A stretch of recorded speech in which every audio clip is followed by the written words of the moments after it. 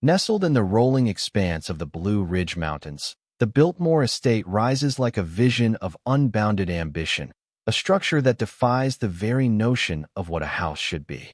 From a distance, its limestone walls catch the winter sun, its towers and turrets etched sharply against the sky, announcing to the world a grandeur so vast that it almost overwhelms the senses. To the casual observer, Biltmore is the epitome of wealth incarnate, a palace of scale and refinement, a triumph of design and craftsmanship, a monument to the Vanderbilt family name. 35 bedrooms, 65 fireplaces, extensive formal gardens, and miles of corridors stretch across 4 acres of floor space, a complexity of form and function that seems to embody the American dream at its most opulent. Yet, for all the beauty and precision, there is a story here that does not appear on the postcards. Beneath the carefully manicured lawns, beneath the glittering chandeliers and the gleaming marble, lies a network of labor, logistics, and cost that the public seldom sees. It is a story of human effort measured in years, of coal consumed by tons, of systems maintained by hundreds of staff who move unseen through corridors designed for their absence. Biltmore is as much a machine as it is a home, a living organism that demands constant attention, one misstep capable of unraveling months, even years, of careful orchestration. To understand the estate purely through its facade is to miss the full measure of its existence. Every stone, every oak beam, every pane of glass was carefully calculated, yet each carries the weight not only of material expense, but of human labor, of endless oversight, and of a financial framework that teetered perilously beneath the surface. The mansion's scale is seductive, drawing the eye and inspiring awe, but there is an inevitability embedded in its very conception. The larger the dream, the greater the demands it imposes. For those who built it, Biltmore was intended as a private retreat, a sanctuary of intellect, literature, and art, yet it became an entity that required relentless maintenance, whose elegance depended entirely on the seamless operation of countless systems and staff working in quiet synchrony. Its story, therefore, is not one of uninterrupted triumph. It is a story of tension between ambition and practicality, of vision colliding with the material and human realities necessary to sustain it. The estate does not merely showcase wealth, it consumes it. It is a house that grows more magnificent with every passing year, and yet more exacting, more expensive, more demanding. The contrast between the outward display and the inward labor forms a central paradox. The greater the visible splendor, the more hidden the toil, the more acute the financial strain. Even in the late 19th century, as Biltmore opened its doors for the first time, this tension was already apparent. The public saw only an extraordinary residence, a marvel of design and a statement of privilege, while behind the scenes, the estate required daily attention of a scale more commonly associated with small towns than private homes. Coal had to be brought in by the ton, fires stoked before dawn, kitchens staffed around the clock, gardens managed with painstaking care, and infrastructure monitored for faults that could cascade into catastrophe.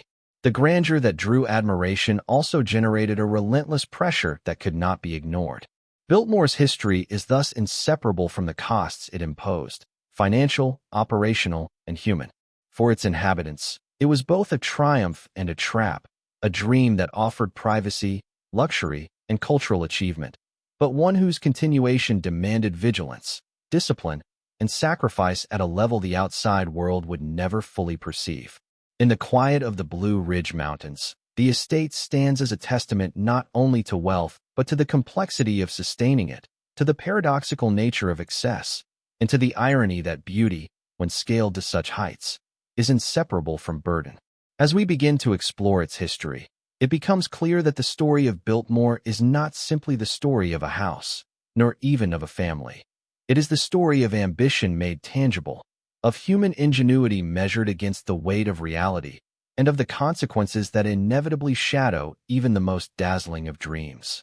Here, in stone, wood, and glass, the grandeur is inseparable from its hidden costs, and the darker truths of Biltmore await those willing to look beyond the facade. It is a tale that begins with awe but deepens into reflection, asking the observer to consider what it truly takes to create, maintain, and preserve the largest private residence ever built in America, and what, in the end, is paid for the pursuit of such extraordinary ambition. The mansion looms as a paradox, a place of beauty and intellect, yet simultaneously a machine that consumes resources, attention, and lives in equal measure.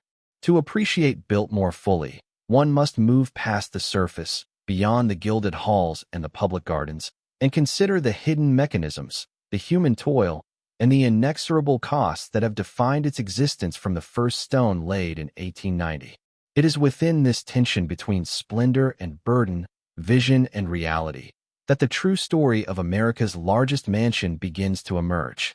In the final decades of the 19th century, America stood at a crossroads of immense change, a nation reshaped by industry, wealth, and ambition.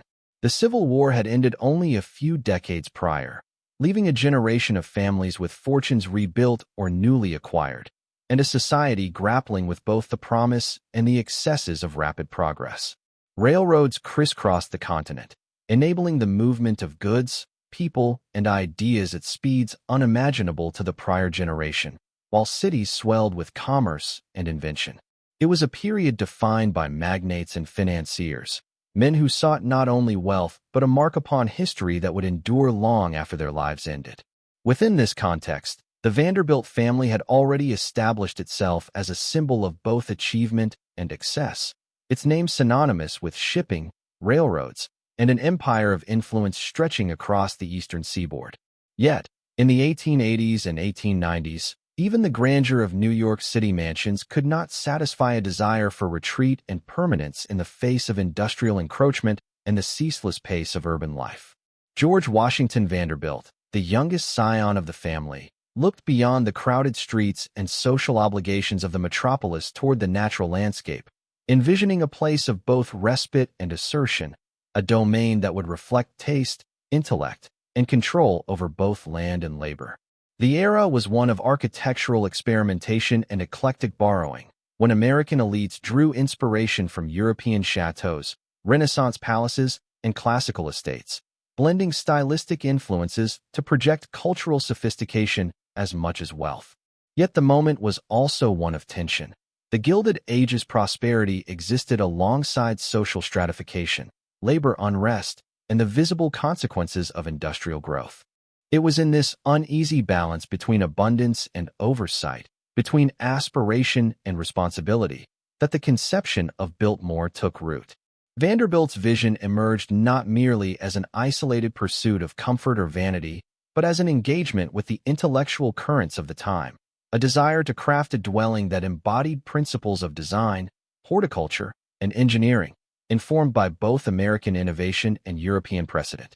The period's technological advances, from modern plumbing to electrical systems, allowed the implementation of ideas that would have been impossible in earlier decades, giving rise to residences that were both self-contained and grandly integrated into the landscape. At the same time, the cultural climate encouraged display as a measure of success, a visual proof of capability and discernment, and the choice to commission a mansion of unprecedented scale reflected the social pressures and aspirations of the moment. It was a time when art, architecture, and nature were deployed in service of identity, and when building a home became a statement not only of personal taste, but of historical awareness and ambition. Within this milieu, the planning of Biltmore was deliberate and informed, involving consultations with architects, landscape designers, and engineers who understood both aesthetic goals and the logistical challenges of executing a project of such magnitude. The estate would need to harmonize with the mountains, control water systems, manage waste, and sustain an interior of hundreds of rooms, all while maintaining the illusion of effortless grandeur. In essence, the historical moment was one of opportunity tempered by complexity. Wealth alone could not produce permanence, and ambition required careful orchestration. George Vanderbilt's choice to conceive Biltmore at this particular juncture was inseparable from the forces of his age: industrial innovation, social expectation, European influence, and the desire to assert both cultural and familial legacy in a rapidly changing America. Every element of the estate, from its location in Asheville, North Carolina, to its architectural vocabulary, is a product of the tensions and possibilities of the late 19th century, a reflection of an era in which immense fortunes could be turned into tangible monuments, yet only with the careful navigation of technological, social, and environmental challenges.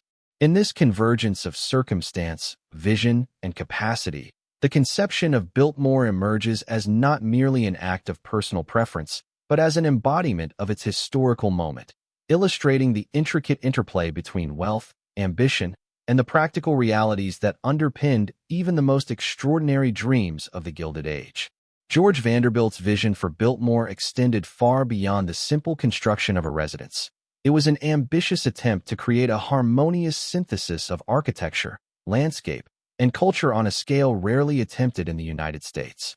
He imagined a home that would not only shelter a family, but also serve as a private retreat for reflection, learning, and the cultivation of knowledge, a space where art, literature, and horticulture could coexist seamlessly. The concept was informed by the great European estates he had visited, where architecture and landscape were interdependent, yet he sought to adapt these principles to the American context, integrating the rugged terrain of the Blue Ridge Mountains rather than imposing a purely imported style. Every element of the mansion, from its soaring towers to the intricate interior detailing, was conceived as part of a larger vision in which grandeur was inseparable from function. Vanderbilt intended for the house to be lived in, yet to operate at a level of sophistication that required careful orchestration. Hundreds of rooms would accommodate guests, libraries would house thousands of volumes, and service areas would need to function invisibly to maintain the illusion of effortless luxury. Beyond domestic considerations, the estate was designed as an ecosystem, with farms, forests, and gardens planned to support self-sufficiency and aesthetic pleasure simultaneously. Vanderbilt's vision demanded a degree of control over the land that was unprecedented. Roads, water systems, and landscape features were not afterthoughts, but integral to the experience of the estate, carefully orchestrated to guide visitors through a narrative of scale, beauty, and order. The architectural team, led by Richard Morris Hunt, translated these ambitions into a design that blended French Renaissance elements with modern conveniences, ensuring that every corridor, stairwell, and chamber contributed to an overall impression of deliberate cohesion. It was a residence conceived not merely to impress, but to reflect ideals of taste, intellect, and cultural authority, positioning the owner as a custodian of knowledge and refinement as much as a master of wealth. The scale of Biltmore was central to its meaning. By building larger than any contemporary home, Vanderbilt sought to demonstrate the possibilities of ambition realized through careful planning, labor, and resources. The size was not vanity alone, but a statement about the capacity to integrate human ingenuity with natural surroundings, to shape a private domain that would endure beyond a single generation. Each aspect of the mansion's design, from the orientation of its rooms to the flow of its service corridors, was dictated by a logic that balanced comfort, prestige, and operational efficiency, revealing a vision in which beauty was inseparable from systems.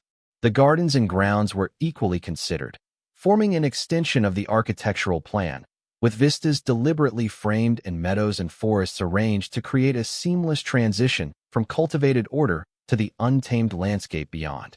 Vanderbilt's vision also implied an ongoing commitment. The mansion was meant to evolve, to accommodate new ideas and functions while maintaining its fundamental principles, anticipating decades of stewardship that would be as much a part of its conception as its initial construction. In imagining Biltmore, he sought to create a residence that was both a sanctuary and a monument, a space that demanded labor, coordination, and continual investment while offering a form of intellectual and aesthetic reward inaccessible in ordinary domestic architecture.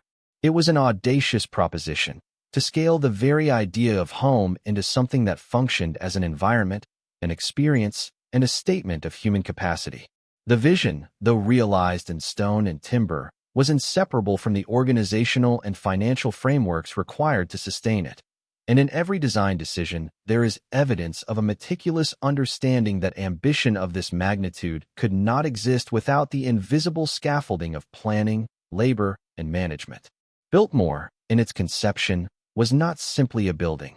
It was a total environment, a a manifestation of ideals brought into tangible form, a deliberate act of creation that encompassed architecture, landscape, domestic management, and cultural aspiration. In this vision, scale was inseparable from intention, and grandeur was inseparable from responsibility, setting the stage for a residence whose very existence would challenge notions of possibility, endurance, and the costs of ambition in a rapidly changing America. Biltmore's architecture was conceived as a statement of ambition as much as a functional residence, a deliberate orchestration of space, form, and symbolism that spoke to both cultural aspiration and personal vision. At its core, the mansion reflected an understanding that architecture could serve as a language, conveying ideals of taste, refinement, and permanence without a single word being spoken. Richard Morris Hunt, the architect charged with translating George Vanderbilt's vision into stone and timber, drew upon the grand traditions of French Renaissance chateaux, yet adapted them to the American context, blending formal symmetry, steeply pitched roofs, and ornate detailing with the practical demands of modern living. The mansion's scale alone communicated a hierarchy of importance, with towering facades and expansive wings designed to impress the visitor even before the front doors were crossed. Inside, the arrangement of rooms was carefully considered. Formal reception areas showcased the family's cultivated interests and social standing. Libraries and studies signaled intellectual engagement, and private chambers were nested within layers of circulation that ensured both privacy and control. Every corridor, staircase, and gallery was positioned not only for utility but for effect, creating a rhythm that guided movement and attention, subtly reinforcing the power and discernment of the owner. Beyond function, the symbolic purpose of Biltmore extended into its integration with the surrounding landscape. Frederick Law Olmsted, the landscape architect, orchestrated vistas, gardens, and natural woodlands to complement the building, transforming the estate into a complete environment where architecture and nature coexisted in deliberate dialogue. From the approach along the winding driveway to the carefully framed sight lines from interior windows, every element of Biltmore was designed to evoke a sense of order, mastery, and refinement, a physical manifestation of Vanderbilt's control over both land and aesthetics. The use of high-quality materials, limestone facades, carved woodwork, and intricately patterned stone floors, reinforced the perception of permanence and cultural authority, signaling that the mansion was intended to endure beyond its immediate moment and to be read as a lasting testament to taste and wealth. Ornamentation, from carved mantelpieces to decorative ceilings, was not merely decorative but coded, referencing European traditions and intellectual sophistication, aligning the estate with the broader cultural currents of its time. Even practical systems, such as the integrated plumbing, heating, and service corridors, were conceived with a dual purpose: to maintain comfort and efficiency while remaining invisible, preserving the aesthetic narrative that every element of the mansion existed in service of grandeur rather than labor. In this way, Biltmore functioned as both a home and a symbol, a built expression of ideals that encompass social hierarchy, intellectual engagement, and mastery over environment.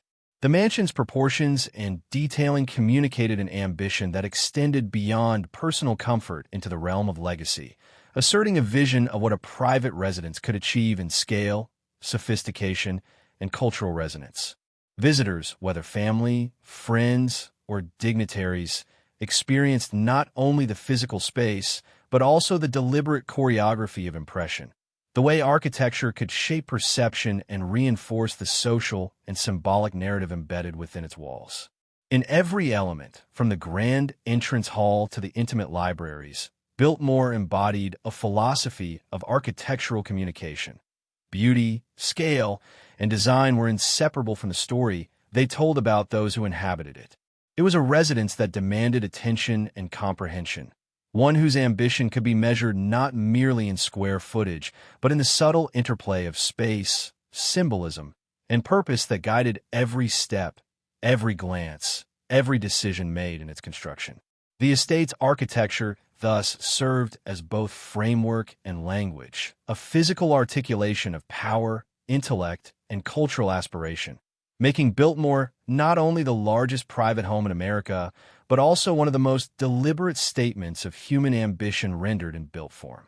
In its towers, halls, and landscape grounds, the mansion communicated the essence of its owner's vision, demonstrating that architecture, when conceived at such scale, could simultaneously fulfill practical needs, aesthetic desires, and enduring symbolic significance. Biltmore's reputation as America's largest mansion was inseparable from its immense size and extraordinary opulence, qualities that transformed it into a symbol of both achievement and excess. Spanning 4 acres of floor space, the estate contains over 35 bedrooms, 65 fireplaces, and more than 40 bathrooms, each room meticulously designed to serve a precise function while contributing to the overall sense of grandeur. The sheer scale of the mansion is immediately evident in the entrance hall, where vaulted ceilings soar above marble floors, chandeliers glinting in carefully calculated light, and staircases sweep with elegant curves that guide the eye upward toward ornate balconies and galleries. Every corridor stretches with a deliberate rhythm, accommodating not only passage but display, allowing art, sculpture, and furnishings to occupy space as integral elements of the architectural narrative. The libraries, with their floor-to-ceiling shelves and intricate woodwork, communicate a refinement of intellect and taste, while the dining halls, vast enough to host scores of guests, exemplify a domestic infrastructure designed to accommodate social rituals on a scale unparalleled in private homes. Opulence extends beyond interior detailing to the mansion's structural fabric. Limestone facades, carved stone reliefs, and elaborately patterned flooring articulate permanence, wealth, and cultural literacy, signaling a conscious effort to marry utility with statement. The estate's rooms are not only numerous but interconnected, creating a layered spatial experience in which each chamber relates to the next through subtle shifts in scale, lighting, and ornamentation, producing a sensation of continuity that reinforces the mansion's overarching authority. Beyond walls and roofs, Biltmore's size is expressed through its ancillary spaces. The service corridors, kitchens, and storage rooms that stretch like hidden arteries beneath the surface, ensuring that the operations of the house proceed seamlessly while remaining invisible to visitors. This integration of opulence with logistical complexity exemplifies the mansion's dual nature. It is at once a spectacle for admiration and a functioning environment demanding constant management. Even the decorative elements reflect this ambition. Carved mantels, gilded mirrors, hand-painted ceilings, and imported furnishings combine to create a layering of richness that rewards careful observation, reinforcing the idea that luxury is not merely visual but experiential, extending from tactile sensation to spatial perception. The gardens and grounds, spanning acres of meticulously planned landscapes, further amplify the impression of scale, with formal terraces, fountains, and pathways orchestrated to complement the architecture and extend its visual and symbolic presence into the natural environment. Visitors and residents alike would encounter a seamless transition between interior opulence and exterior magnificence, each reinforcing the other in a choreography of design that underscores the estate's ambition. Even practical considerations, from the arrangement of heating systems to the routing of water and waste, were implemented at a scale consistent with the mansion's size, illustrating the hidden infrastructure required to sustain such grandeur. In this way, Biltmore's opulence is inseparable from its immensity. Every luxurious detail, every soaring ceiling, and every meticulously furnished room gains significance not only as an expression of wealth, but as a component of a complex, integrated system, where scale amplifies both aesthetic and operational demands. The mansion's reputation, forged in the imagination of contemporaries and later generations alike, rests upon this duality, a measure of human ingenuity and the endurance of ambition against the demands of material and labor. Walking through Biltmore, one confronts the staggering dimensions not merely as numbers, but as lived experience, understanding that opulence on this scale is inseparable from organization, oversight, and the orchestration of countless unseen efforts. It is a house that impresses by magnitude, yet humbles by the invisible labor that underpins it, a structure in which every room, corridor, and fireplace serves as a testament to the audacity of design and the meticulous execution required to sustain it. In the vastness of its halls and the richness of its detail, Biltmore embodies a statement about what is possible when vision, wealth, and determination converge, leaving a residence that continues to define the limits of scale and opulence in American domestic architecture. Beneath the polished floors, gilded fixtures, and carefully arranged furnishings of Biltmore lay a network of systems so vast and intricate that they rivaled the mansion's grandeur and complexity. The estate's beauty, while immediately visible to visitors, was dependent upon a quiet orchestration of infrastructure that few ever saw, a hidden framework that allowed the mansion to function day after day without revealing the immense labor behind it. Corridors beneath the main floors carried pipes for water, coal chutes for heating, and conduits for emerging electrical systems, all designed to maintain comfort and convenience while remaining entirely invisible to those enjoying the luxurious spaces above. Kitchens and pantries, themselves larger than many contemporary homes, required careful coordination to prepare meals for dozens of residents and guests, and storage rooms extended like subterranean labyrinths, containing supplies that had to be managed with precision to avoid disruption. The estate's heating relied on coal delivered in enormous quantities, stoked continuously to ensure that the mansion's 65 fireplaces and extensive radiator systems provided warmth evenly throughout the structure, a task that demanded constant vigilance from a dedicated staff. Water systems, both for plumbing and fire protection, required pumps, reservoirs, and an intricate understanding of pressure and flow to function reliably across sprawling wings and multiple floors. Even the gardens and grounds, seemingly effortless in their order, were maintained through irrigation, careful soil management, and a coordinated labor force that followed schedules invisible to casual observers. The operation of the mansion was therefore a mechanical and human symphony, where the visible grandeur was only possible because of the unseen choreography behind it, and every polished surface, every illuminated chandelier, depended upon this hidden network. Service corridors were deliberately narrow and tucked away, allowing staff to move freely without disturbing the impression of effortless refinement above, while larders, laundries, and maintenance rooms formed the backbone of domestic life, sustaining a level of comfort that appeared almost automatic. In addition to physical systems, the mansion required meticulous planning and logistics. The timing of deliveries, the rotation of staff, and the management of fuel and supplies all demanded oversight equivalent to that of a small enterprise. Without these hidden systems, the aesthetic achievements of Biltmore would have been unsustainable, and the mansion's opulence would have begun to crumble under its own weight. It is within this interplay between visible beauty and invisible labor that the true magnitude of Biltmore becomes apparent. The estate was a delicate balance of design and maintenance, elegance and operation, a testament not only to architectural ambition, but to the often overlooked infrastructure required to bring that ambition to life. The mansion's apparent effortlessness was thus an illusion carefully maintained through rigorous systems, where every detail above ground was mirrored by equal attention below, creating a seamless experience for those who walked its halls. The invisible labor extended beyond mechanics and logistics to include the orchestration of human effort, from housekeepers and cooks to engineers and groundskeepers, each performing specialized tasks within a complex hierarchy designed to sustain the mansion's image. Even as guests admired ornate staircases or admired light falling through stained glass, they were unaware of the continuous operation occurring beneath their feet, a hidden world where the cost of beauty was measured not in stone and timber alone, but in coordination, energy, and human diligence. In revealing these systems, one begins to grasp that Biltmore's grandeur was not purely a triumph of design or wealth, but of sustained, methodical effort, where vision and practicality intertwined to produce a residence whose majesty was inseparable from the quiet mechanisms that kept it alive. The mansion, in this sense, becomes more than architecture.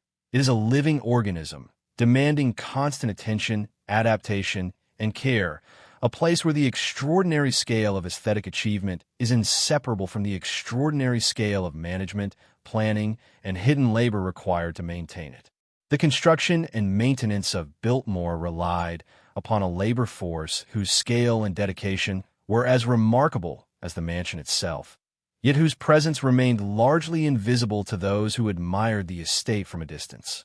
Hundreds of workers, drawn from local communities and beyond, contributed in specialized capacities, each performing tasks that required skill, precision, and endurance.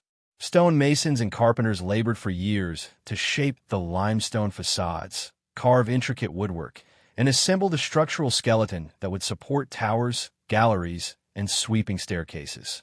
Painters, plasterers, and artisans devoted painstaking hours to ornamental finishes, ensuring that ceilings, walls, and moldings reflected the refinement and sophistication expected of a home of this magnitude. In the kitchens, cooks and assistants worked tirelessly to manage provisions for both the family and the numerous guests who would pass through the estate, while housekeepers and laundresses maintained an interior of unparalleled cleanliness, folding linens, polishing silver, and attending to every detail that made the mansion appear effortless in operation. Groundskeepers, gardeners, and foresters managed the vast estate's orchards, gardens, forests, and meadows, shaping landscapes that were simultaneously functional and aesthetic, tending to irrigation, planting, pruning, and the management of soil and water in a system that extended across hundreds of acres. Engineers, plumbers, and mechanics oversaw the mansion's modern conveniences, from coal-fired heating systems and water pumps to early electrical systems, ensuring that comfort and safety were maintained across an environment of extraordinary complexity. The work of these individuals was coordinated with meticulous planning, often unseen yet essential to the seamless operation of the estate. Without their constant attention, the illusion of Biltmore's grandeur would have faltered. Labor schedules were carefully organized, with teams operating around the clock to anticipate the mansion's needs, yet their contribution remained largely hidden by design, concealed within service corridors, basements, and outbuildings that facilitated efficiency while preserving the aesthetic of leisure and elegance above. The human effort extended beyond sheer numbers to include expertise and judgment, as workers adapted to the challenges posed by scale, technology, and the demands of an ambitious patron, ensuring that each element of the estate, from fireplaces to fountains, from libraries to kitchens, functioned with precision. Many of these laborers lived on or near the estate, their daily routines intertwined with the rhythms of the mansion. Yet their names, histories, and personal experiences are seldom recorded in the narratives of wealth and prestige. The coordination of this workforce represents an often overlooked dimension of Biltmore. It was a small society unto itself, with hierarchies, responsibilities, and interdependencies that allowed the mansion to operate smoothly. Even during construction, the pace and volume of work required extraordinary planning. Stone, timber, and decorative materials arrived in precise sequences, and teams had to work in concert to assemble the structure without delaying the overall timeline. Once completed, the same principles applied to maintenance. Gardens had to be pruned, kitchens managed, systems monitored, and interiors cared for continuously, an ongoing testament to the labor that sustains rather than merely creates. The mansion's elegance and apparent ease of use are inseparable from this human effort, and it is within this unseen labor that one begins to comprehend the true scale of Biltmore's demands.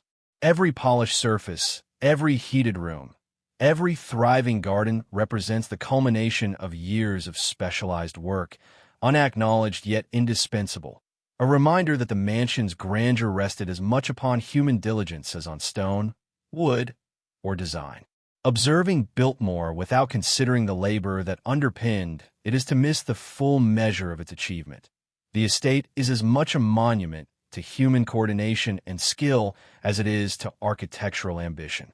The mansion's majesty, in every room and across every corridor, exists in dialogue with the countless hands that built and sustain it, a silent testament to the effort, expertise, and endurance required to make such a vision not only possible but livable. Maintaining Biltmore's vast luxury imposed a financial burden that was staggering, a constant and almost invisible drain on the resources required to keep the mansion functioning at its intended level of refinement. Beyond the initial construction costs, which had already reached millions of dollars, the ongoing expenses of staffing, heating, lighting, and supplying a residence of 4 acres of floor space were immense, a continuous obligation that demanded careful oversight and careful allocation of the Vanderbilt fortune. Coal, required to fuel the mansion's 65 fireplaces and extensive heating system, had to be delivered by the ton, stored, and tended by a corps of laborers who ensured that warmth permeated every room regardless of the season. Water, likewise, was more than a convenience. It was a necessity that had to be pumped, filtered, and routed through miles of pipes to sustain plumbing, kitchens, baths, and gardens, each system requiring maintenance and repair that carried both material and labor costs. Staffing alone represented a permanent financial commitment. Housekeepers, cooks, laundresses, engineers, gardeners, and laborers worked in shifts, their wages and provisions forming a steady and significant line in the household's ledger, and any disruption in these services threatened the seamless operation upon which the mansion's reputation depended. Furnishings, art, and decorative objects demanded acquisition, care, and replacement over time, while seasonal upkeep of gardens, terraces, and woodlands required specialized horticultural knowledge, equipment, and continuous attention to prevent decay or disorder from undermining the estate's carefully curated presentation. Even minor repairs, windows, doors, masonry, plumbing, escalated in cost because of the mansion's scale and complexity. What might be routine in a smaller residence became a substantial investment at Biltmore, multiplied across rooms, wings, and floors. The logistical challenges of coordinating deliveries of food, fuel, and building materials added further layers of expense, each requiring management, scheduling, and oversight to ensure that operations continued without interruption. Beyond these tangible costs, there were less visible financial pressures. Insurance, taxes, and the anticipation of future maintenance created a continuous, almost perpetual demand on resources, requiring foresight and discipline to prevent deficit or neglect. The mansion's grandeur, therefore, was inseparable from its expense, the very features that defined its opulence. The massive galleries, ornate ceilings, imported materials, and elaborate infrastructure were also the sources of ongoing financial strain. The necessity of maintaining perfection in both appearance and operation transformed everyday domestic management into an enterprise of extraordinary scale, where failure to allocate sufficient resources could quickly erode the impression of seamless luxury. Even for a family of immense wealth, the mansion represented a long-term commitment whose cost extended far beyond construction, encompassing labor, materials, and the hidden mechanisms that allowed grandeur to persist without interruption. Each season brought new expenses. Gardens required planting and pruning, fireplaces demanded fresh coal, kitchens needed resupply, and systems had to be inspected and repaired, all of which contributed to an unending cycle of expenditure. In this sense, Biltmore functioned as both a residence and a perpetual financial obligation, an environment in which wealth was tested not merely by acquisition, but by the capacity to sustain complexity over time. The mansion's splendor was, therefore, a visible reflection of invisible economic discipline, a measure not only of what had been invested in its creation, but of what was continually invested to maintain the appearance of effortless perfection. The financial burden of Biltmore was a testament to the tension between ambition and practicality, illustrating that in the pursuit of monumental architecture, expense is not a temporary concern, but a persistent companion, woven into the very fabric of daily life. Every luxurious chamber, polished surface, and cultivated garden depended upon these expenditures, a constant reminder that grandeur, when scaled to such heights, is inseparable from the relentless demands of wealth and management, and that even the most privileged households must contend with the inexorable cost of sustaining their own vision. Biltmore's magnificence, celebrated by visitors and chronicled in newspapers and journals, existed in stark contrast to the private strain required to sustain it, attention that few outside the estate could ever perceive. Public admiration focused on the visual spectacle, the soaring towers, the grand staircases, the formal gardens, and the seamless integration of architecture and landscape. Tourists and guests experienced a curated narrative of refinement and ease, moving through rooms that appeared to function effortlessly, unaware of the elaborate coordination underpinning every detail. Behind the walls, however, the mansion demanded relentless labor, financial oversight, and managerial attention, creating pressures that were continuous and invisible. Staff operated under strict schedules, responding to the needs of residents and guests while managing the complex infrastructure that supported heating, water, waste, and lighting systems. Kitchens had to prepare meals with impeccable timing. Laundry and housekeeping maintained order across hundreds of rooms, and gardeners ensured that every vista remained as intended, even as the seasons and weather conspired against perfection. These efforts required not only physical labor, but careful planning and supervision, often drawing the family or estate managers in a constant decision-making to prevent disruption or deterioration. Simultaneously, the financial obligations of maintaining coal, supplies, wages, and upkeep imposed a persistent economic weight, one that required careful balancing against income from family assets or other investments. The very features that inspired awe, vast galleries, ornate ceilings, imported furnishings, and elaborate grounds, also amplified the strain, each detail adding layers of responsibility and potential for error. While visitors marveled at the mansion's effortless grandeur, the internal reality was one of continual vigilance, a constant effort to preserve the impression of perfection. The juxtaposition between admiration and strain highlights the paradox at the heart of Biltmore. The more luxurious and impressive the estate appeared, the greater the demand placed on those who sustained it. Even the family, while insulated from most physical labor, bore the stress of oversight and the awareness that any lapse could diminish the estate's reputation and operational functionality. This duality extended into every domain, from staffing to systems management, from seasonal garden work to the meticulous care of interior finishes. The mansion's success as a symbol of taste and refinement relied on the seamless concealment of these pressures, making the hidden strain as essential to the narrative as the visible beauty.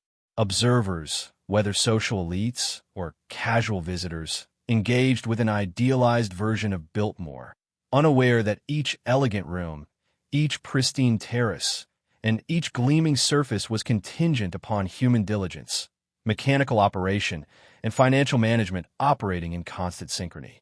The contrast is both ironic and instructive. The very qualities that earned admiration were the same qualities that required enormous, ongoing sacrifice to maintain.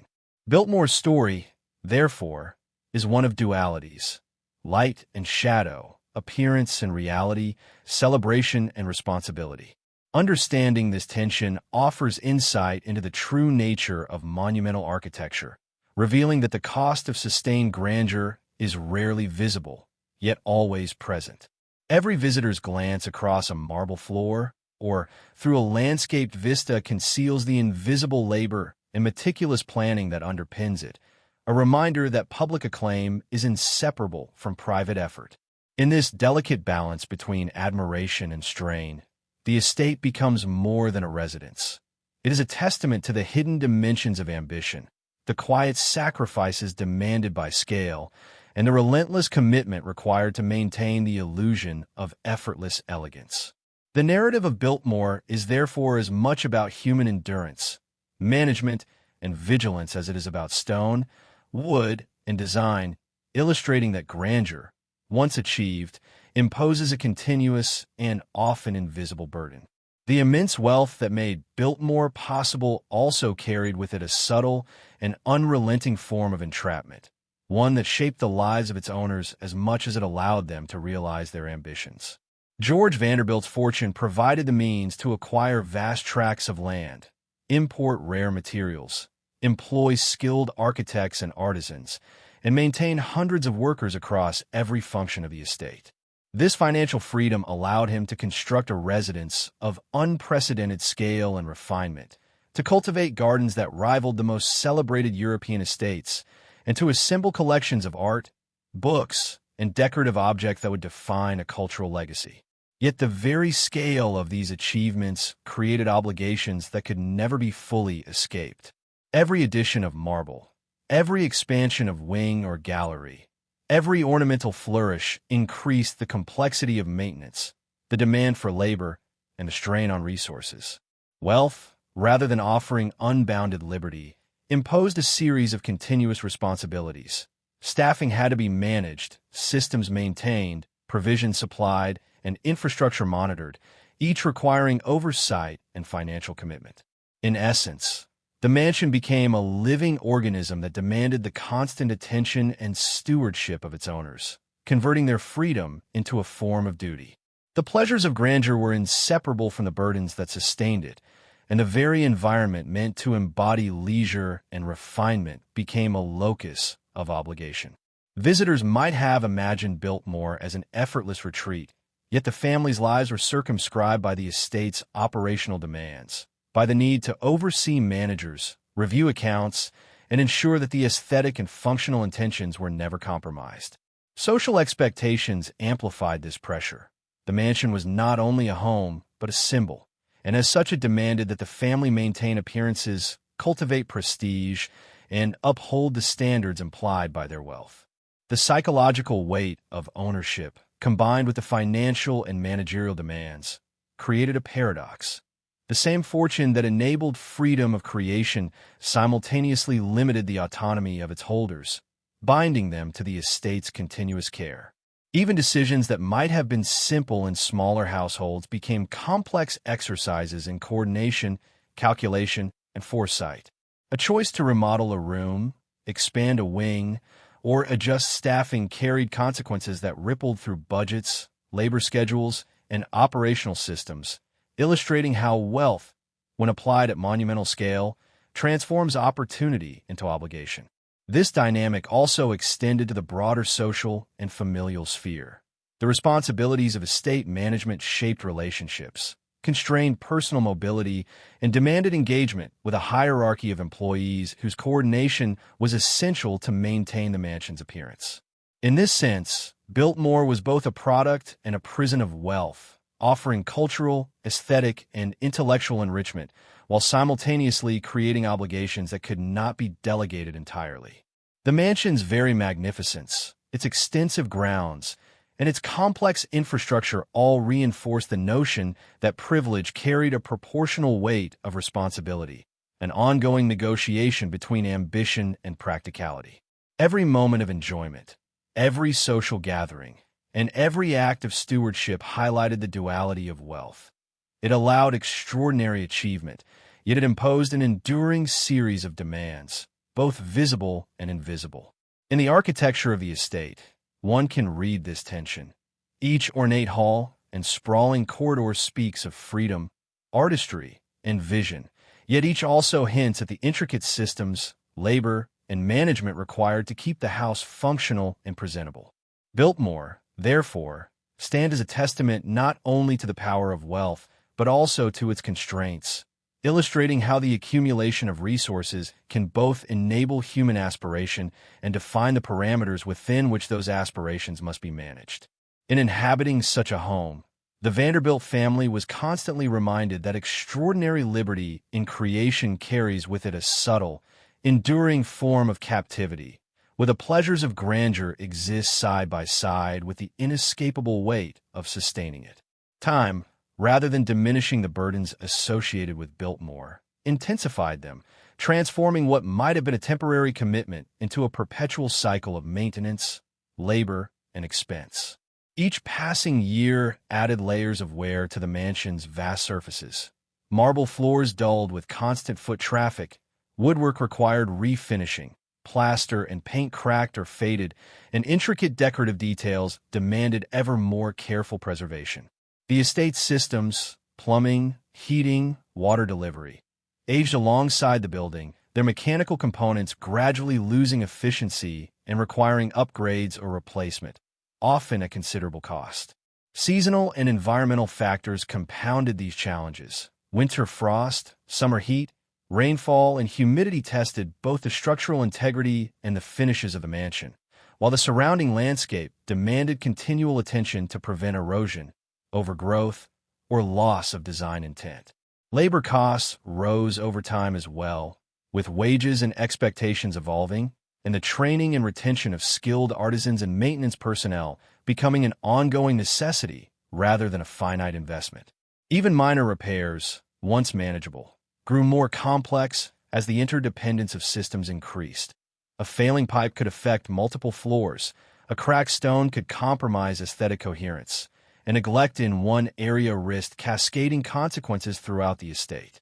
The gardens, which had initially been designed as living extensions of the mansion, matured and required more intensive horticultural care. Trees, shrubs, and lawns demanded pruning, replanting, and soil management, each season presenting new challenges that expanded labor requirements. Furniture, art, and decorative objects, though durable, were not immune to the effects of time. They required conservation, sometimes from specialists, to maintain the appearance and value that defined the mansion's cultural and symbolic significance. Financial obligations, already substantial at the estate's inception, accumulated steadily, as the cost of sustaining staff, procuring materials, and servicing infrastructure compounded with each passing year. Even systems that were state-of-the-art at the time of installation eventually became obsolete or inefficient, necessitating reinvestment or modernization, which itself introduced additional logistical and financial burdens. In essence, the passage of time transformed Biltmore from a remarkable achievement into a continuously demanding enterprise, where the initial investment was merely the beginning, and every subsequent year multiplied the scope and intensity of required oversight. The very ambition that allowed the mansion to reach such scale and splendor thus became a self-perpetuating source of obligation. The larger, more intricate, and more luxurious the estate, the greater the resources needed to prevent decay, deterioration, or loss of function. Even as the family and staff gained experience in managing these demands, time ensured that no familiarity could eliminate the continuous pressure. Vigilance remained essential, and the smallest lapse carried consequences that might ripple through the mansion's physical, aesthetic, and operational systems. The estate's complexity acted as a kind of compounding force, where each successful year of maintenance simply set the stage for the challenges of the next, ensuring that the cost of sustaining grandeur was never static but an ever-increasing burden.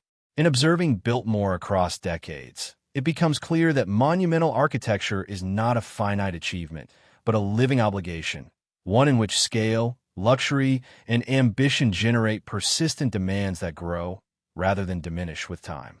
What may initially appear as an exercise in artistry and refinement is inseparable from this ongoing economic and managerial commitment, illustrating that grandeur at the level of Biltmore is inseparable from the inexorable march of responsibility, labor, and expense. Each polished surface, every manicured garden, every functioning system is a testament to the relentless passage of time and to the fact that in such an extraordinary residence, luxury and obligation are inextricably intertwined, escalating rather than diminishing as years accumulate. Biltmore's sustainability was constantly tested by external pressures that extended far beyond the immediate responsibilities of labor and maintenance, revealing that no estate, regardless of wealth, could exist in isolation from the social, economic, and environmental forces surrounding it. The estate's rural location, chosen for its scenic vistas and relative seclusion, brought both advantages and challenges. The mountains and forests provided natural beauty, yet they also exposed the mansion to harsh weather, difficult transportation, and limited access to supplies. Roads were often treacherous, particularly in winter, complicating deliveries of coal, food, and materials essential to the operation of a home of such scale. Fluctuations in local labor markets created uncertainty, as the availability of skilled artisans, gardeners, and domestic workers could change with the seasons or with broader economic conditions, requiring constant negotiation and sometimes compromise in staffing. Natural disasters, disease, and the unpredictability of climate imposed further burdens, threatening crops, timber, and water supply, and occasionally interrupting the smooth functioning of both the mansion and its grounds. Beyond environmental pressures, shifts in the broader economy affected the cost and availability of the resources on which the estate depended. Materials that were once accessible and affordable could become scarce or prohibitively expensive, and the management of finances had to account for inflation, market fluctuations, and the changing valuation of assets over time. Social expectations and public attention added yet another layer of pressure. As Biltmore gained renown, the estate became a symbol of wealth and cultural refinement, inviting scrutiny from peers, visitors, and the media alike. Every aspect of the property, from gardens to interiors, was subject to comparison, and any lapse in upkeep could diminish reputation, reinforcing the necessity for flawless operation at all times. The estate also faced pressures from technological change, as innovations in heating, plumbing, and electrical systems required adaptation and reinvestment, challenging the original designs and forcing ongoing modernization to meet contemporary standards of comfort and efficiency. Legal and administrative obligations added complexity. Property taxes, regulatory compliance, and estate management all demanded attention, creating a web of responsibilities that was constantly evolving alongside external conditions. These external pressures interacted with internal operations in ways that magnified their impact. A late delivery, a poorly timed storm, or a labor shortage could cascade through the estate, affecting schedules, expenses, and the appearance of continuity. Even cultural trends and shifting social norms played a role, influencing expectations for leisure, hospitality, and display, and dictating that the mansion remain not only functional but relevant within the landscape of elite society. Each of these factors impose constraints on what might otherwise have been a purely self-contained exercise in design and management, demonstrating that grandeur at this scale is inherently fragile, contingent upon forces far beyond the immediate control of the owners.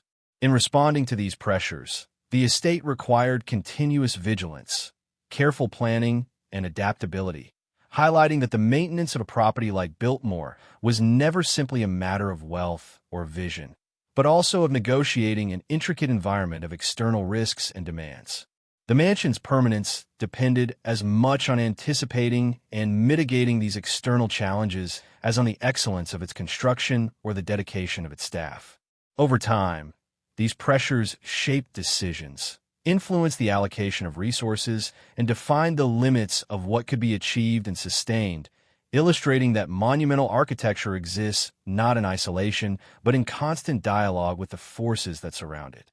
In this context, Biltmore emerges as both a triumph and a vulnerability, a structure of extraordinary ambition, yet one continually tested by the realities of the world beyond its walls, where natural, economic, social, and technological pressures converge to challenge its ongoing survival. The responsibility of overseeing Biltmore extended far beyond the satisfaction of architectural ambition, imposing profound personal consequences on those entrusted with its management.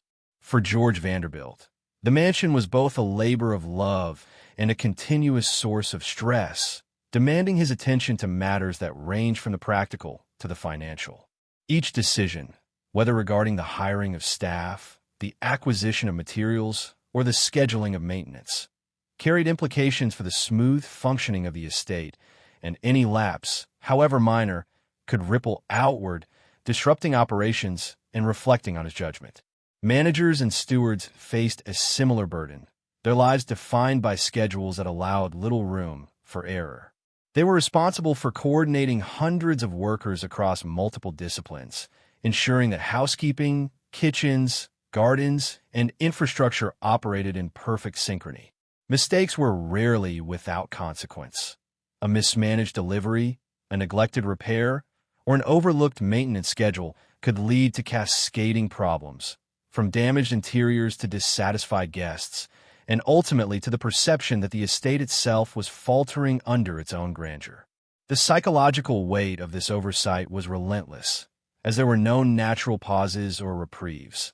The mansion, its systems, and its grounds demanded continuous attention, often stretching the limits of human endurance.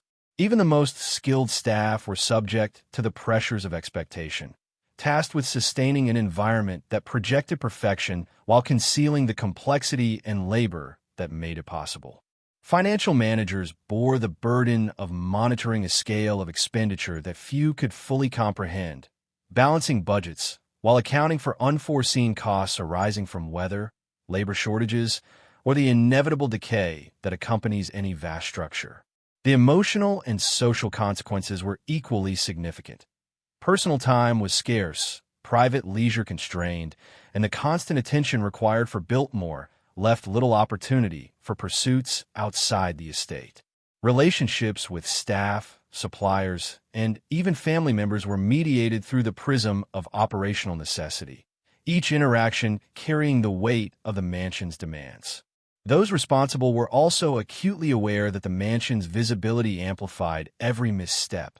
Biltmore was not only a residence, but a symbol, and the pressure to maintain its reputation added an additional, almost intangible, dimension to their responsibilities. Over time, these pressures could lead to exhaustion, both physical and mental, as the interconnected demands of staffing, systems, and finances converged into an unbroken chain of responsibility. Even minor deviations in attention or judgment had the potential to disrupt this chain, creating consequences that reverberated across the estate, sometimes for months or years. For Vanderbilt himself, the mansion's care required a constant negotiation between personal inclination, social expectation, and practical necessity, binding him to an enterprise that could never operate independently of his oversight. In essence, the personal cost of Biltmore was inseparable from the mansion's grandeur. The larger and more complex the estate, the greater the demand on human attention, endurance, and resilience. Every luxurious room, every manicured garden, and every functional system represented not only material investment, but a human one, a continual expenditure of time, energy, and judgment that left no one fully free from the estate's obligations.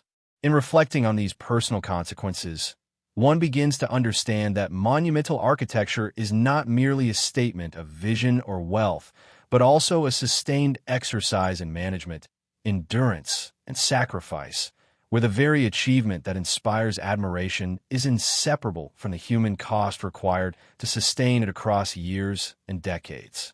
The story of Biltmore, therefore, is as much a chronicle of the individuals who bore its burdens as it is of stone, timber, and design, illustrating that the legacy of such an estate resides equally in the labor of the human spirit and the permanence of architectural ambition.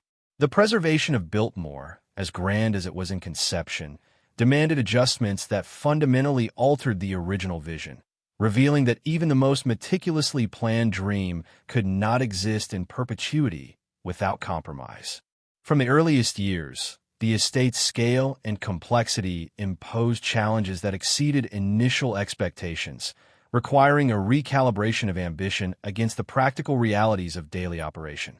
Rooms that were once envisioned as purely ornamental or ceremonial had to be repurposed to accommodate the functional demands of a constantly active household, and spaces designed for leisure or display were adapted to address pressing needs in staffing, storage, or mechanical systems. Gardens, which initially celebrated aesthetic ideals drawn from European models, were modified to account for local climate conditions, soil limitations, and the seasonal labor available, resulting in subtle yet significant departures from the original design. Even the mansion's internal systems, considered state-of-the-art at the time of installation, required iterative alterations to maintain efficiency and safety.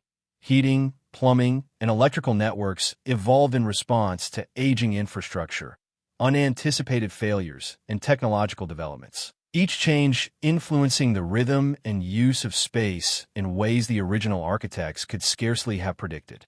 Financial pressures further shaped these adjustments, as sustaining the estate over decades demanded careful allocation of resources, prompting reconsideration of expenditures on decorative projects, imported furnishings, or expansive social functions that had once been central to the owner's vision.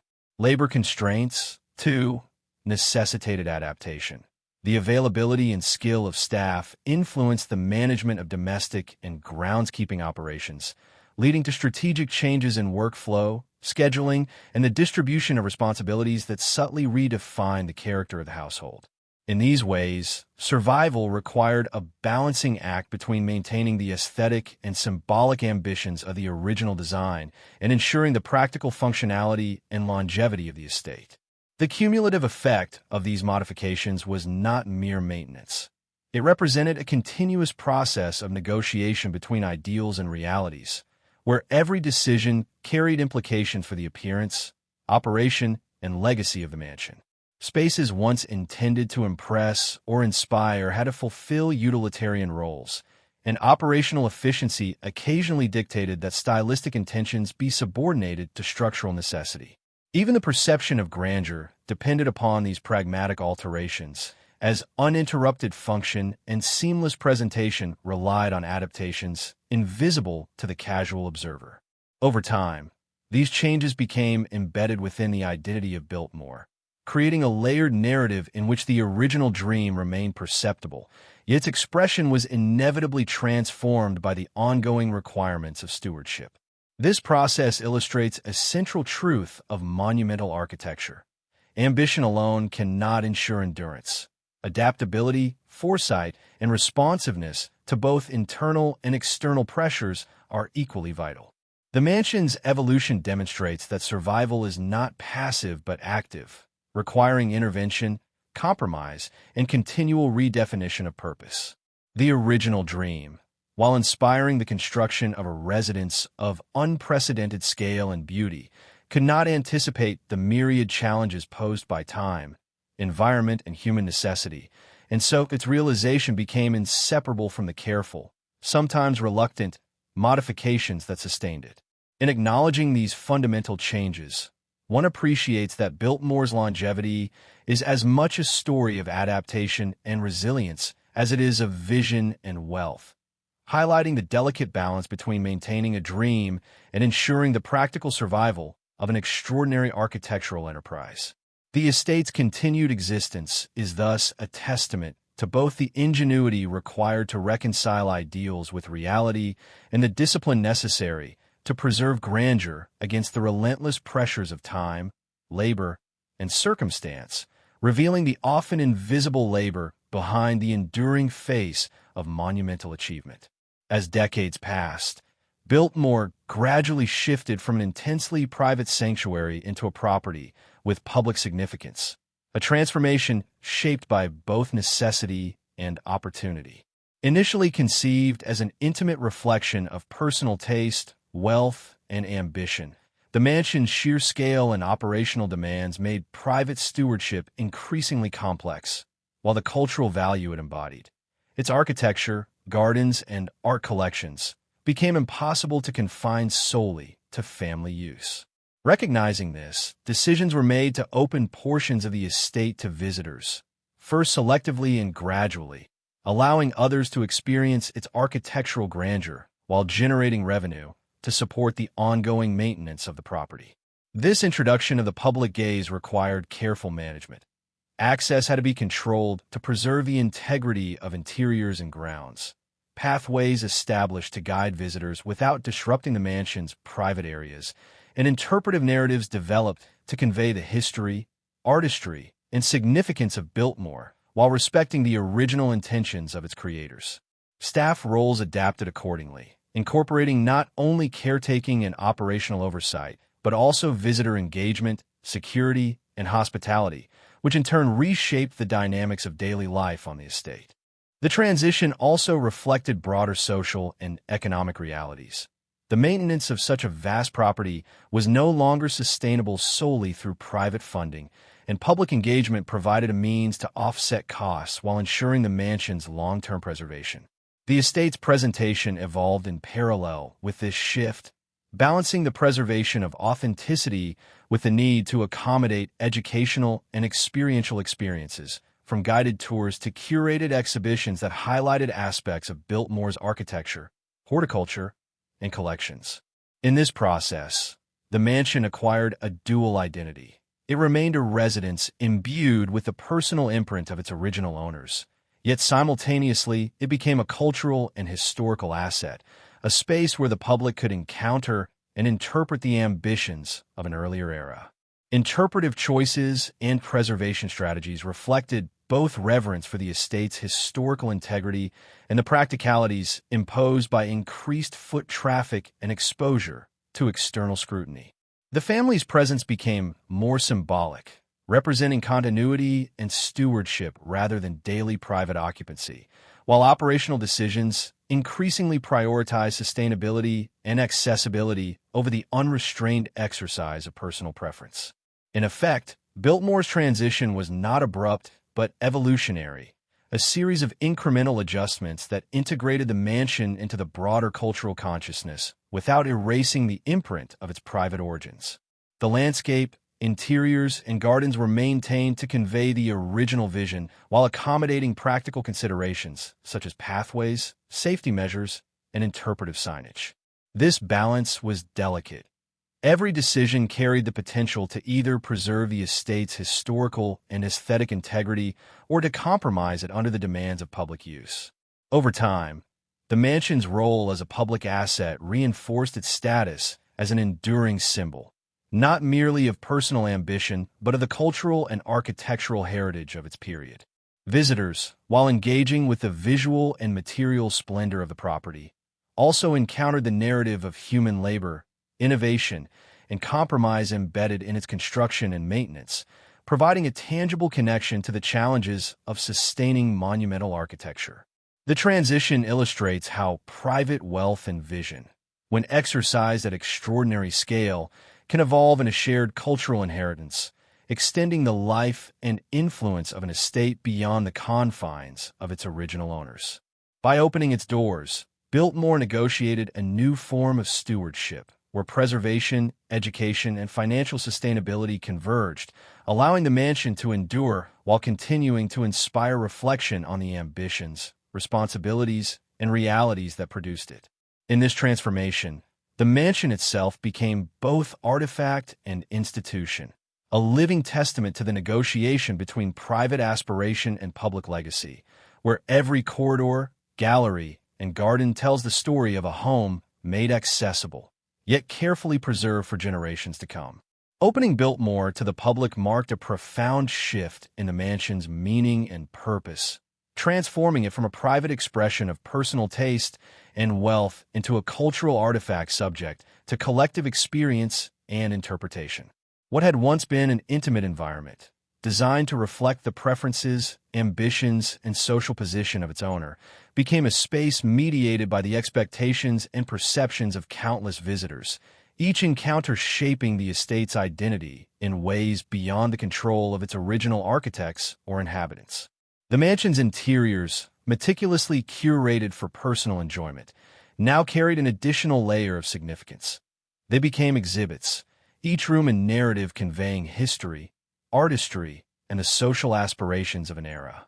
Artworks, furnishings, and decorative details, once enjoyed in the quiet intimacy of private life, were now interpreted as symbols of refinement, taste, and industrial-era wealth, their meaning refracted through the gaze of the public, media, and scholars. This shift in purpose required careful management, as the estate staff had to balance preservation with accessibility, ensuring that the visual and structural integrity of the mansion was maintained while allowing meaningful engagement for visitors. Even circulation within the house was adjusted. Corridors, staircases, and galleries were organized not solely for convenience or domestic function, but to guide the visitor experience, creating pathways that framed understanding of Biltmore's history, design principles, and operational complexity. The mansion's gardens, once a private delight and experimental landscape, were recontextualized as living classrooms, demonstrating horticultural design, conservation techniques, and the integration of European-inspired aesthetics into the American context. The estate's public role also expanded its cultural resonance, positioning it as a repository of architectural innovation, artistic taste, and labor history, inviting reflection on both the ingenuity and the human cost embedded in its creation. Simultaneously, the mansion's symbolic weight increased. It became an icon of Gilded Age ambition, illustrating the extraordinary reach of private wealth, while also exposing the vulnerabilities inherent in sustaining such a vast and intricate enterprise.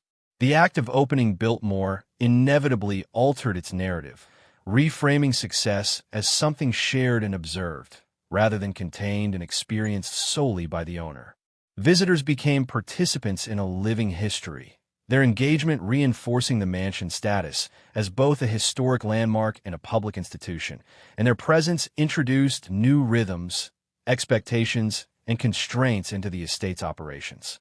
The meaning of the mansion evolved accordingly, shifting from the assertion of individual identity and taste to a broader reflection on the social, economic, and cultural forces that had produced it. What was once private ambition was now public legacy, and the mansion's purpose encompassed education, preservation, and the careful negotiation of memory and interpretation. Even ceremonial spaces, dining halls, and private suites acquired a dual role, functional in their original design, but also illustrative of lifestyle, hierarchy, and design philosophy for those who came to study or simply witness them. This transformation highlighted the tension between continuity and adaptation, as the estate sought to retain its authenticity while embracing its new function, preserving both the material environment and the intangible story it conveyed. Ultimately, Biltmore's opening redefined the mansion's significance, demonstrating that architecture of this scale and ambition cannot be divorced from the social context in which it exists, and that meaning is not static, but continuously shaped by interaction, observation, and stewardship. In assuming this public role, the mansion transcended its origin as a personal residence, becoming a vessel for historical inquiry, aesthetic appreciation, and cultural memory, a place where the grandeur of design meets the lived reality of interpretation, and where the purpose of architecture is measured not only in the fulfillment of individual vision, but in the lasting engagement it fosters with society at large. The process of opening Biltmore to the public inevitably involved both preservation and loss, a negotiation between maintaining the integrity of the estate and accommodating the realities of accessibility, sustainability, and contemporary stewardship. Much of the mansion's physical and aesthetic grandeur was carefully preserved. The intricate woodwork, the hand-carved stone, the meticulously curated art and furnishings all remain largely intact, a testament to both the quality of the original construction and the dedication of those charged with its care. Gardens were maintained according to original design principles, albeit with adjustments to account for climate, labor availability, and public interaction. These preserved elements allow visitors to experience the architectural and artistic intentions of the original designers, offering a tangible connection to the vision and taste of an era when craftsmanship and scale were statements of identity, power, and aspiration. Yet for all that has endured, certain dimensions of the estate's original character were necessarily lost or transformed. Private rhythms of life, the quiet domestic routines, the unrecorded conversations, the subtle interactions between family members and staff, were replaced by structured tours, regulated pathways, and interpretive signage, a mediated experience that can never fully replicate the intimacy and spontaneity of the mansion's original use. Some spaces were adapted to meet safety, operational, or interpretive needs, meaning that the precise way rooms were furnished or used for domestic labor may differ from the original configuration. Mechanical upgrades, fireproofing, and climate control, while essential to preservation, subtly altered the ambience of interiors, introducing a modern infrastructure that, though invisible in some cases, shifts the sensory and experiential reality from that of the original household. Similarly, the presence of thousands of visitors each year imposes a temporal layer on the estate, transforming it from a lived-in private environment into a shared historical stage, where the human immediacy of the original inhabitants is replaced by observation and interpretation. Even the narrative of labor, the thousands of hands that built, maintained, and operated the mansion, is reframed, often distilled into curated accounts and displays that, while informative, cannot fully convey the physical strain, skill, and subtle social dynamics that sustained Biltmore for decades. In this way, the mansion's legacy became both more enduring and more abstract.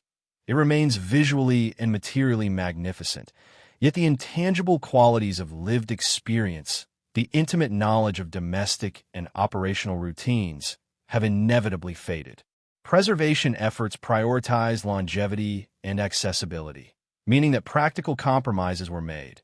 Certain decorative elements were relocated or replicated to protect originals. Pathways were reinforced for heavy foot traffic, and some original materials were replaced with equivalents that could withstand the pressures of public visitation. The result is a careful balance between fidelity to the past and the practical necessities of the present. What was preserved is extraordinary. The mansion still communicates its scale, craftsmanship, and symbolic weight, offering insight into architectural innovation, social hierarchy, and cultural values of the Gilded Age. What was lost, however, is equally significant. The unmediated intimacy, the private rhythms, the subtle human interactions that define Biltmore as a living residence. The mansion now exists as a hybrid, a preserved artifact, a public institution, and a locus for collective memory, rather than a purely private home. This duality underscores the inevitable compromises inherent in sustaining monumental architecture beyond its original context, illustrating that preservation is not simply about maintaining structures, but about negotiating the interplay between history, interpretation, and functionality. In reflecting upon what remains and what has disappeared, one recognizes that Biltmore's enduring power lies not only in its tangible magnificence, but in the layered narrative of ambition, labor, adaptation, and transformation that continues to unfold with each generation of stewards and visitors. The mansion is both a triumph of human ingenuity and a cautionary tale of the costs, compromises, and shifts in meaning required to keep such a vision alive across time, reminding us that every preserved masterpiece carries with it the echoes of what could not be saved, the silent residue of lives and routines that have passed into history. Biltmore stands as a testament to the collision of human ambition with the inexorable realities of time, labor, and environment, embodying both the heights of aspiration and the limitations inherent in even the grandest of undertakings. From its inception, the mansion was conceived not merely as a dwelling, but as an audacious statement of vision, wealth, and cultural aspiration, a deliberate effort to transpose European refinement and aesthetic mastery onto the American landscape. Its walls, ceilings, and gardens speak to an imagination that sought to challenge scale and sophistication, asserting the possibility that a single family could command artistry, labor, and natural resources to create an unparalleled domestic experience. Yet beneath the surface of this achievement lies the persistent tension between vision and practicality, a dialogue between ideals and the constraints imposed by finance, labor, maintenance, and environmental forces.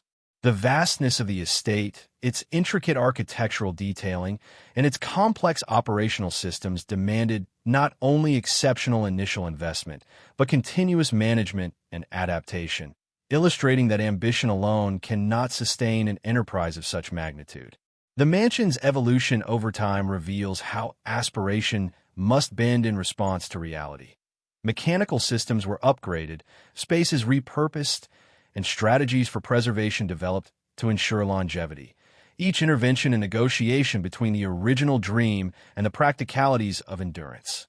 Even the human element, families, staff, and visitors, played a role in defining the boundaries of possibility, as the mansion's scale imposed demands on those who lived, worked, and maintained it, revealing that human capacity is as critical to realization as financial or material resources. In this light, Biltmore becomes more than a residence. It is a chronicle of ambition confronted by the constraints of mortality, economics, and societal change.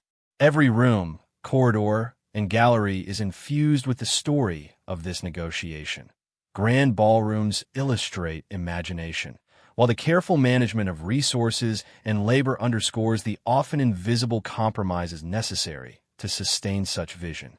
The gardens, sweeping landscapes, and ornate interiors demonstrate how ideals can be partially realized, yet are perpetually moderated by practical considerations, from the seasonal limitations of horticulture to the ongoing maintenance of architectural integrity. Biltmore's transition from private home to public institution further accentuates this interplay, as the estate had to reconcile its original purpose with the requirements of accessibility, preservation, and educational interpretation, transforming personal ambition into collective heritage. In doing so, the mansion communicates an enduring lesson that greatness in architecture is inseparable from the recognition of its demands, and that vision, however extraordinary, is always mediated by the realities of human, financial, and environmental constraints. The very elements that make Biltmore remarkable, its scale, craftsmanship, and aesthetic coherence, also reveal the immense effort required to sustain them, emphasizing that ambition is not merely a declaration, but a commitment to ongoing labor and management. As a symbol, the mansion illustrates the dual nature of aspiration. It is at once an assertion of possibility and a record of the boundaries imposed by circumstance, a tangible narrative of desire tempered by necessity. Visitors experience not only the beauty and ingenuity of its design, but also the layered story of human endeavor, perseverance, and adaptation that underlies every preserved detail. In its enduring presence, Biltmore demonstrates that ambition, when pursued at the extreme, encounters reality in both subtle and profound ways, and that the true measure of visionary achievement is found not only in the creation of extraordinary spaces, but in the careful negotiation required to maintain them across generations. The estate, therefore, remains a monument to the intricate dance between human aspiration and practical limitation, a place where ideals meet consequence, and where the grandeur of design is inseparable from the rigor of its stewardship. It is this intersection of imagination, labor, constraint, and persistence that renders Biltmore not simply a home, but a lasting emblem of ambition tempered by reality, a tangible lesson in the costs, compromises, and enduring impact of extraordinary vision. The story of Biltmore is as much about the people whose labor, resources, and lives sustained it, as it is about the grandeur and ambition of its design, raising the question of who truly bore the cost of creating and maintaining America's largest mansion. While the Vanderbilt family is often credited with vision and patronage, their wealth enabled the construction rather than directly producing it. The physical and emotional toll fell upon a vast network of architects, craftsmen, laborers, and domestic staff whose skills and dedication were essential to the estate's realization. Masons carved intricate stonework and installed heavy timbers, often under harsh conditions, their expertise translating abstract designs into tangible reality. Yet their names and contributions remain largely unrecorded outside official accounts. Carpenters, painters, and artisans devoted months, sometimes years, to the smallest details, ensuring that each room, hallway, and decorative element reflected the mansion's intended elegance. Yet their work required relentless precision and endurance. Groundskeepers and gardeners maintained the extensive landscapes, planting, pruning, and shaping living features that demanded constant attention, a cycle that never truly ended, exposing them to the vagaries of weather and season without respite. The domestic staff, cooks, maids, butlers, and laundresses, kept the household functional, managing day-to-day operations at the building's scale and complexity made exceptionally demanding, often working in isolation from the public gaze, invisible yet indispensable. Beyond the human labor, financial and material costs exacted a price in systemic terms. The enormous wealth required to fund construction and maintenance came from industrial and commercial enterprises, often relying on broader structures of economic inequality, meaning that the resources used to sustain Biltmore carried indirect social consequences as well. As the mansion evolved, the pressures of maintenance, preservation, and adaptation placed further burdens on successive stewards and staff, who had to reconcile the family's vision with the practical realities of aging infrastructure, fluctuating budgets, and public expectations. Even the family itself, though materially secure, faced the constraints imposed by the mansion's scale. Personal freedom was mediated by the demands of property management, social expectation, and the ever-present visibility of wealth, illustrating that the cost of ambition extends beyond monetary expenditure. Visitors, historians, and admirers who marvel at Biltmore's size and artistry often remain unaware of these hidden costs, which are embedded in every carved balustrade, expansive gallery, and meticulously tended garden. The mansion's narrative, therefore, is a layered accounting of labor, risk, and commitment, demonstrating that architectural achievement is inseparable from the human and systemic frameworks that support it. To ask who truly paid the price is to acknowledge the collective effort and sacrifice that allowed Biltmore to exist, to recognize that the edifice is not merely the product of a single vision, but a convergence of skill, endurance, and obligation that spans social, economic, and temporal dimensions. Even as the estate endures as a symbol of cultural ambition, it also serves as a quiet reminder of the often unseen individuals and structures that sustain extraordinary projects, highlighting the inequities and dependencies inherent in monumental achievement. In contemplating Biltmore, the observer must confront the paradox of grandeur. It is celebrated for its beauty and scale, yet these very attributes are inseparable from the demands, hardships, and compromises imposed upon those who brought it into being and continue to keep it alive. The mansion's story challenges conventional notions of ownership and credit, revealing that the price of architectural ambition is rarely borne solely by the visionary. It is dispersed among many, from laborers to managers, from family members to the wider networks that facilitated its realization. Ultimately, Biltmore invites reflection on the complex, often invisible economy of human effort and societal structures that underpin monumental architecture, suggesting that for every celebrated achievement, there exists a quieter, more profound ledger of cost, one that compels us to consider the broader human narrative behind every extraordinary creation. Biltmore endures as a monument not merely to wealth or aesthetic ambition, but to the profound and enduring tension between human aspiration and the costs, both visible and hidden, that such ambition exacts. Its legacy is measured not only in stone, timber, and glass, but in the intricate systems of labor, management, and adaptation that sustained it across decades, reminding us that grandeur is inseparable from effort and responsibility. The mansion continues to command attention, drawing visitors from across the world who marvel at its scale, craftsmanship, and design. Yet beneath its surface lies a narrative of sacrifice and compromise, a layered history that illustrates the human, financial, and logistical consequences of monumental creation. Each corridor, gallery, and garden reflects the interplay of vision and reality. The original dream, ambitious in scope and exacting in detail, required a continuous negotiation with practical limitations, an ongoing dialogue between ideal and achievable, between permanence and decay.